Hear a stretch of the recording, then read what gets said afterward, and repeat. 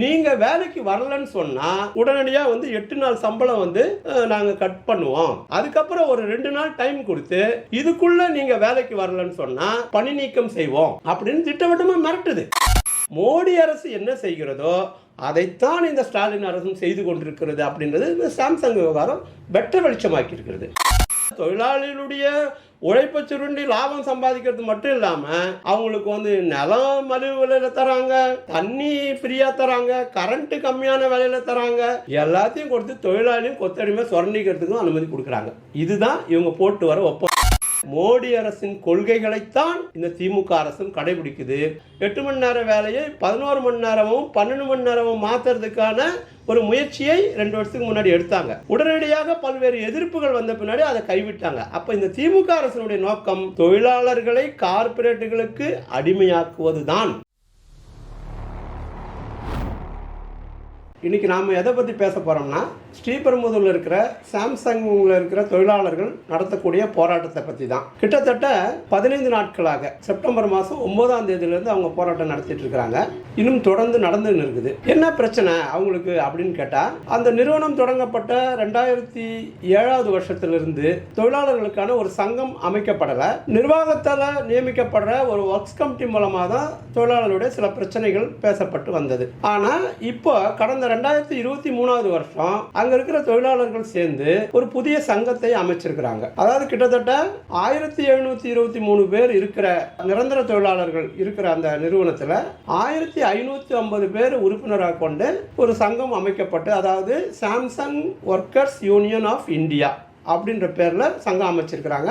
அது சிஐடியோட இணைக்கப்பட்டிருக்கிறது. இந்த சங்கம் 2023 மார்ச்ல தொடங்கப்படுது. இந்த சங்கம் அமைக்கப்பட்டதுக்கு பிறகு அவங்களுடைய கோரிக்கை என்னவா இருக்குதுன்னா, இந்த சங்கத்தோட நிர்வாகம் பேச்சுவார்த்தை நடத்தணும், எங்களுக்கான ஊதிய உயர்வு மற்றும் பல்வேறு பிரச்சனைகளை இந்த சங்கத்தோட பேசி ஒரு முடிவுக்கு வரணும் அப்படின்னு சொல்லிட்டு அவங்க கோரிக்கை வச்சாங்க. ஆனா அந்த நிர்வாகம் அதை பத்தி கண்டுக்கவே இல்லை. அதனால அவங்க என்ன பண்ணாங்கன்னா, கடந்த ஆகஸ்ட் மாதம் ஒரு வேலை நிறுத்த அறிவிப்பை கொடுத்துட்டு இந்த செப்டம்பர் மாசத்துல இருந்து போராட்டத்தை சாம்சங் கம்பெனியிலிருந்து 1 கிலோமீட்டர் தள்ளி ஈச்சூர் என்ற இடத்துல அவங்க போராட்டத்தை நடத்திட்டு இருக்கிறாங்க. இந்த போராட்டம் நடத்துவதற்கு அந்த சங்கத்தை அங்கீகரிப்பு அந்த நிர்வாகம் மறுக்கிற நிலைமையில இவங்க தொழிலாளர் துறையை நாடுறாங்க. தொழிலாளர் துறையும் இதுக்கு எந்த விதமான ஆக்ஷனும் எடுக்காம அவங்களும் அதை கிடப்புல போடுறாங்க. அதுக்கு பிறகு இவங்க என்ன பண்றாங்கன்னா, கடந்த 16ஆம் தேதி தொழிலாளர்கள் ஒன்று சேர்ந்து காஞ்சிபுரம் மாவட்ட ஆட்சியரை சந்திக்கிறதுக்காக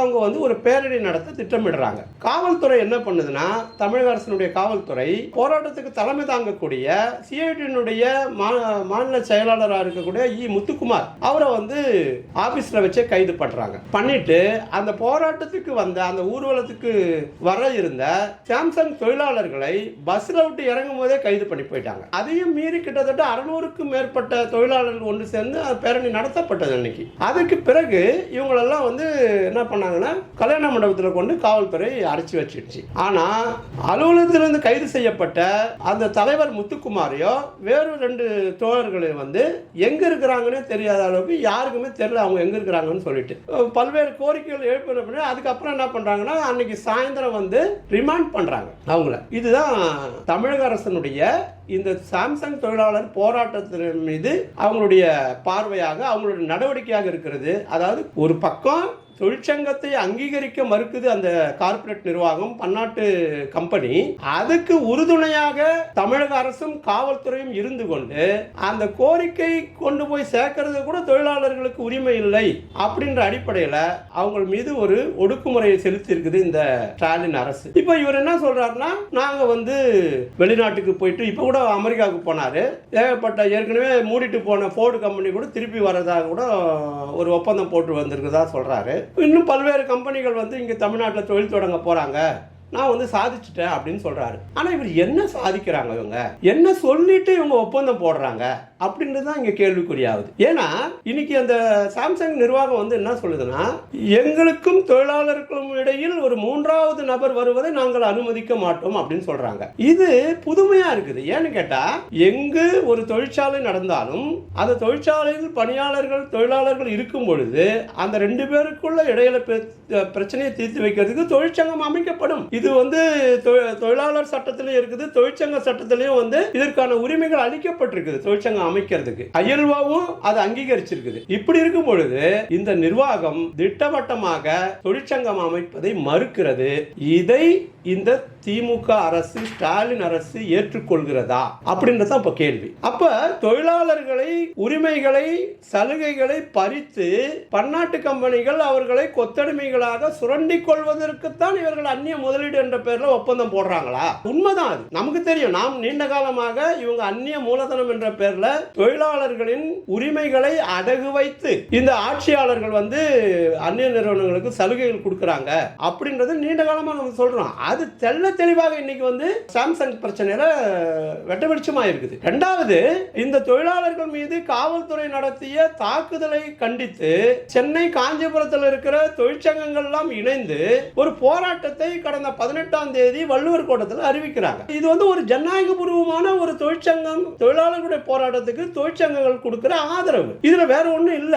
ஆனால் அப்படிப்பட்ட ஒரு ஆதரவு போராட்டத்தை கூட அனுமதிக்க மறுக்குது தமிழக காவல்துறை. அனுமதிக்க மறுத்தது இல்லாம அந்த ஆர்ப்பாட்டத்திற்காக அங்க குழுமிய தொழிற்சங்க தலைவர்களையும் தொழிலாளர்களையும் கைது செய்து, இது என்ன நடவடிக்கை? இது மோடி ஆட்சி வந்து மக்களுக்கு விரோதமானது, தொழிலாளருக்கு விரோதமானது அப்படின்லாம் பேசி இந்த ஸ்டாலின் வந்து இங்க ஒரு பம்மாத்து பண்றாரு. ஆனால் இந்த ஆட்சியும் அதே வேலையை தான் செய்கிறது. தொழிலாளர்களை ஒடுக்குவதற்காக, கார்ப்பரேட்டுக்கு சேவை செய்வதற்காக எல்லா வேலையும் மோடி அரசு என்ன செய்கிறதோ அதைத்தான் இந்த ஸ்டாலின் அரசும் செய்து கொண்டிருக்கிறது அப்படின்றது சாம்சங் விவகாரம் வெட்ட வெளிச்சமாக்கி இருக்கிறது. இன்னைக்கு என்ன சொல்றாங்க சாம்சங் நிர்வாகம், நீங்க வேலைக்கு வரலன்னு சொன்னா உங்களுக்கு உடனடியா வந்து 8 நாள் சம்பளம் வந்து நாங்க கட் பண்ணுவோம், அதுக்கப்புறம் ஒரு 2 நாள் டைம் கொடுத்து இதுக்குள்ள நீங்க வேலைக்கு வரலன்னு சொன்னா பணி நீக்கம் செய்வோம் அப்படின்னு திட்டவட்டமா மிரட்டுது. வீட்டுக்கு போன் பண்ணி அவங்க மனைவிமார்கள் கிட்ட போன் பண்றாங்க, இது மாதிரி உங்க வீட்டுக்காரர் போராட்டத்தில் இருக்கிறாரு, உங்களுக்கு சம்பளம் வராது, இப்படி எல்லாம் வந்து வீட்டுக்கு மிரட்டுறாங்க. ஆனா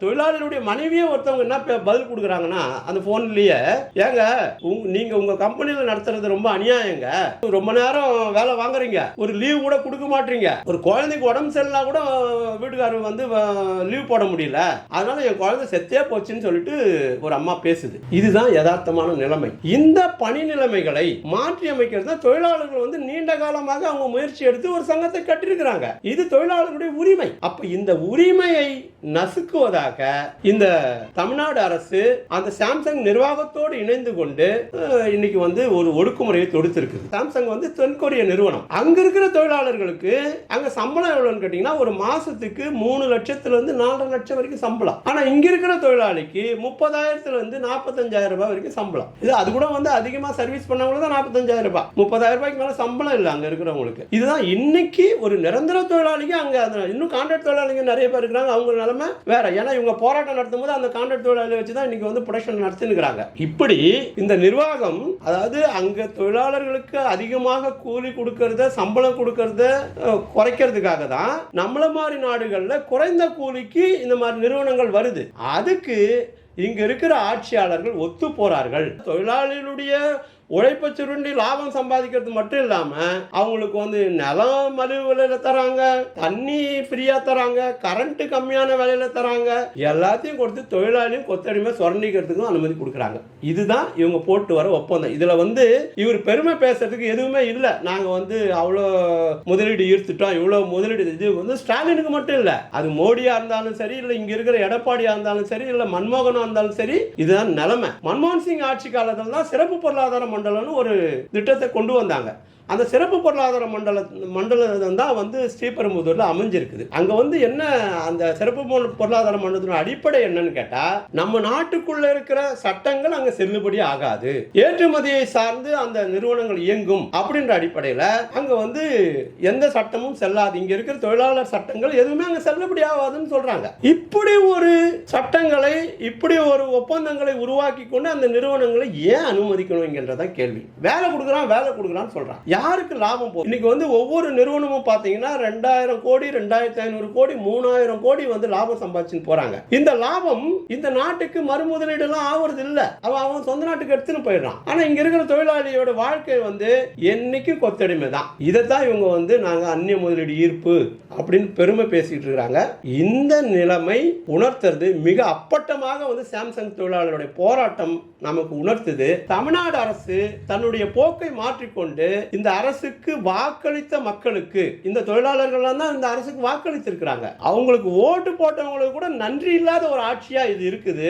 முழுக்க முழுக்க கார்ப்பரேட்டுக்கு சேவை செய்யக்கூடிய ஆட்சியா இருக்குது. இதை கைவிட்டு விட்டு உடனடியாக சாம்சங் நிர்வாகத்தை வலியுறுத்தி அந்த சங்கத்தின் அங்கீகரிக்க சொல்ல வேண்டும். அதாவது அந்த தொழிலாளர்கள் அமைத்திருக்கிற சங்கத்தை அங்கீகரிக்க வேண்டும். தொழிலாளர் துறை தலையிட்டு அவங்களுக்கான தொழிற்சாவாவை தீர்த்து வைக்க வேண்டும். அது இல்லாம இது இந்த நிறுவனம் இல்ல, எல்லா பல்வேறு நிறுவனங்களும் இந்த பிரச்சனை நீடிக்குது. இன்னைக்கு வரைக்கும் என்ஃபீல்டு ஒரகடத்தில் இருக்கிற என்ஃபீல்டு தொழிற்சாலையில அங்க குஜேலர் தலைமையில ஒரு சங்கம் அமைக்கப்பட்டது. கிட்டத்தட்ட 1300 தொழிலாளர்கள் அங்க இருக்கிறாங்க அந்த சங்கத்துல. ஆனா இது வரைக்கும் அந்த நிர்வாகம் வந்து அங்கீகரிக்கல. அவங்க தொடர்ச்சியா வந்து லேபர் கோர்ட் கமிஷன் மூலமாகவும் லேபர் கோர்ட் மூலமாக தான் அந்த நிர்வாகத்தை அணுகிட்டு இருக்கிறாங்க. அப்ப இப்படி வந்து ஒரு தொழிலாளர்களை கொத்தடிமைகளாக்கித்தான் நீங்க தொழில் வளர்ச்சி நடைபெறுதுன்னு சொன்னா அது மக்களுக்கு செய்யக்கூடிய துரோகம். இங்க இருக்கிற ஆட்சியாளர்கள் கார்ப்பரேட்டுகளுக்காக மக்களை அடமான வைக்கிறாங்க. இந்த போக்கு மாறணும். நாம் என்ன சொல்லணும்னா, இது இந்த ஆட்சியாளர்களுடைய வழி இதுதான். இவங்க வந்து 1000 தேர்தலுக்கு முன்னாடி பேசினாலும் அவங்க அதெல்லாம் வந்து மறந்துடுவாங்க. ஆட்சிக்கு வந்த உடனே நாம் தொழிலாளர்களுக்காக, இந்த சாம்சங் தொழிலாளர்களுக்காக போராடுவது மட்டுமல்லாமல் ஒட்டுமொத்தமாக இன்னைக்கு வந்து எல்லா தொழிற்சாலைகளிலும் 80% தொழிலாளர்கள் கான்ட்ராக்ட் தொழிலாளர்களாக ஆக்கப்பட்டிருக்கிறாங்க. வெறும் 15-20% தான் பர்மனன்ட் தொழிலாளர்கள். அவங்களுக்கே இந்த நிலைமை, சங்கம் வச்சுக்கிறதுக்கு உரிமை கிடையாது. அவங்களுடைய ஒர்க்கிங் ஹவர்ஸை வந்து அதிகப்படுத்துறது, அவங்களுடைய பணி நிலைமைகள் மோசமா இருக்கு. கான்ட்ராக்ட் தொழிலாளர்களோட இதை விட மோசம். எந்த சலுகையும் கிடையாது. அவன் செத்தானா கூட கேள்விக்கு ஆளு கிடையாது. இப்படிப்பட்ட நிலைமையில தொழிற்சங்க சட்டத்தில் என்ன சொல்லுதுன்னு சொன்னா, ஒரு வருஷத்துல 240 நாள் பணி செய்யக்கூடிய ஒரு வேலை நடக்குதுன்னு சொன்னா அந்த வேலை நிரந்தரமான வேலை. அதுல பணி செய்யக்கூடிய தொழிலாளர்கள் 2 வருஷம் தொடர்ச்சியா வேலை செஞ்சாங்கன்னா 480 நாள் தொடர்ச்சியா வேலை செஞ்சாங்கன்னா அவங்க நிரந்தர தொழிலாளியா மாத்தணும் அப்படின்னு தமிழ்நாடு அரசினுடைய சட்டமே இருக்குது. ஆனால் இது எதையுமே கண்டுக்காம இந்த ஆட்சியாளர்கள் முழுக்க பன்னாட்டு நிறுவனங்களுக்கும் உள்நாட்டு கார்ப்பரேட்டுகளுக்கும் சேவை செய்யறதை முழுமூச்சா செயல்படுத்துறதை நாம் வன்மையாக கண்டிக்கிறோம். இந்த திமுக அரசு பல வேஷம் போடுது. மோடி அரசை எதிர்ப்பதாக நாடகம் ஆடுது. ஆனால் பல்வேறு விஷயங்களில் அந்த மோடி அரசின் கொள்கைகளைத்தான் இந்த திமுக அரசும் கடைபிடிக்குது. ஏற்கனவே நாம பார்த்தோம், 8 மணி நேர வேலைக்கு உத்தரவாதப்படுத்தக்கூடிய அந்த மே தினத்திலேயே அறிவிச்சாங்க. 8 மணி நேர வேலையை 11 மணி நேரமும் 12 மணி நேரமும் மாத்துறதுக்கான ஒரு முயற்சியை 2 வருஷத்துக்கு முன்னாடி எடுத்தாங்க. உடனடியாக பல்வேறு எதிர்ப்புகள் வந்த பின்னாடி அதை கைவிட்டாங்க. அப்ப இந்த திமுக அரசினுடைய நோக்கம் தொழிலாளர்களை கார்ப்பரேட்டுகளுக்கு அடிமையாக்குவதுதான். இதை நாம புரிஞ்சுக்க வேண்டியிருக்குது. இந்த கட்சிகளை நாம் நம்பி இனியும் ஏமாறக்கூடாது. தொழிலாளர்களை அரவணைத்து இன்னைக்கு இலங்கையில கூட ஒரு மாற்றம் நடந்திருக்குது. அந்த மாற்றம் இது மாதிரி தொழிலாளர்களுடைய பிரச்சனையோட தான் சேர்ந்து அங்க நடந்திருக்குது. ஆனால் இங்கேயும் அங்கேயும் கார்ப்பரேட் சேவை தொடர்ந்ததனுடைய விளைவு தான் அது நடந்திருக்குது. இங்கேயும் கார்ப்பரேட் சேவை இங்க மத்திய மாநில அரசுகள் ரெண்டும் சேர்ந்து தொழிலாளர்களை ஒடுக்குகிறது. அதாவது வெறும் சேவை மட்டும் செய்யல, அந்த சேவையின் பேர்ல தொழிலாளர்கள் உரிமைகளை நசுக்குகின்ற அரசாக இது இருக்குது. இதை எதிர்த்து நாம் போராட வேண்டும். அந்த சாம்சங் நிர்வாகத்தை எதிர்த்து மட்டுமல்ல, மோடி அரசையும் ஸ்டாலின் அரசையும் நாம் எதிர்த்து போராட வேண்டியிருக்கிறது. அதனால சாம்சங் தொழிலாளர்களின் போராட்டத்திற்கு ஆதரவாக நாம் குரல் கொடுப்போம். நிரந்தர பணியாட்களை நியமிப்பதற்கான போராட்டத்தை நாடு முழுக்க கட்டி எழுப்புவோம். நன்றி, வணக்கம்.